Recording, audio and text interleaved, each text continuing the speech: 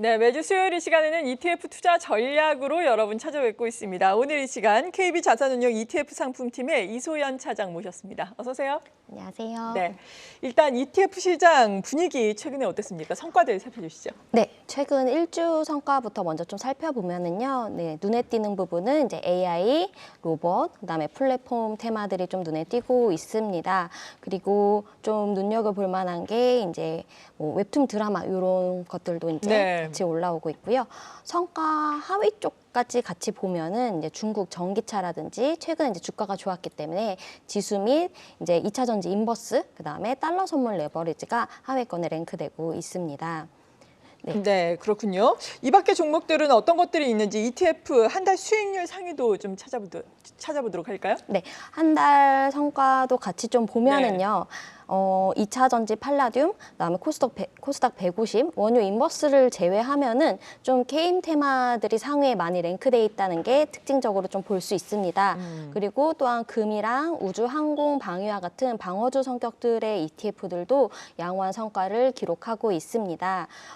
여기에서 보시는 것 중에 네. 조금 이런 ETF도 있었나 하시는 게 있을 텐데 창업투자 ETF가 상위권에 같이 랭크되고 있어요. 그러네요. 네, 이 ETF 같은 경우에는 이제 우리 기술 투자, 그다음에 두나무 지분을 7.2% 정도 보유한 기업에 투자를 많이 하고 있는데 이게 이제 대표적인 코인 관련 주식으로 좀 분류가 네. 되더라고요.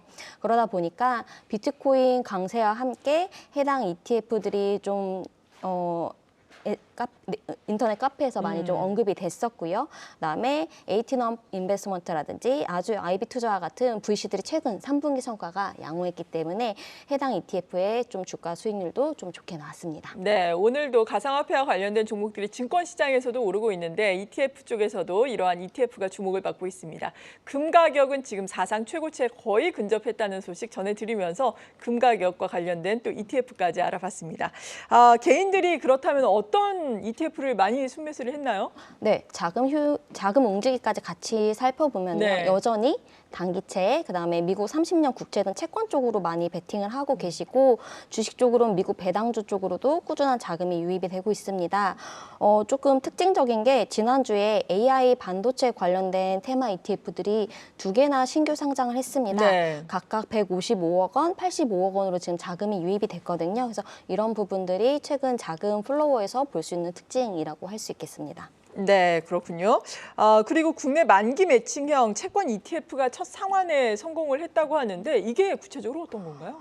네. 지금 작년에 이제 제도가 변경이 되면서 2022년 11월에 만기 매칭형 ETF가 처음으로 국내 네. 주시장에 상장이 됐습니다.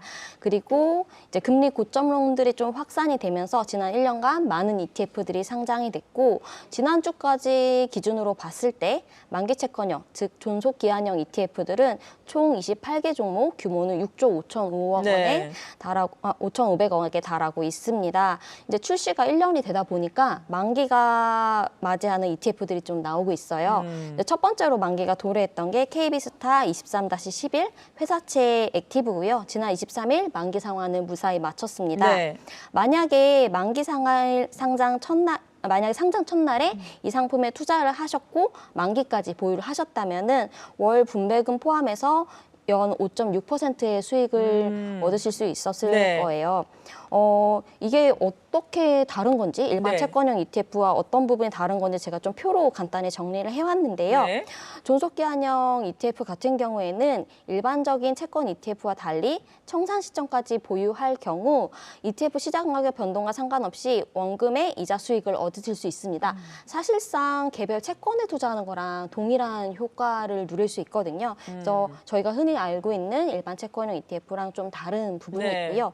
만약에 만기까지 보유할 예정이시고 채권 ETF보다 좀 안정적인 걸 원하신다면 존속기한형 ETF를 눈여겨보는 것도 좋을 것 같습니다. 네, 그러니까 비교적 안정적으로 투자를 할 수 있다라는 특징이 있는 거죠? 네, 개인 투자자들은 아무래도 규모라든지 접근성 때문에 일반적인 채권, 그러니까 상품으로 씌워져 있지 않은 채권은 접근성이 좀 떨어지는 편이거든요.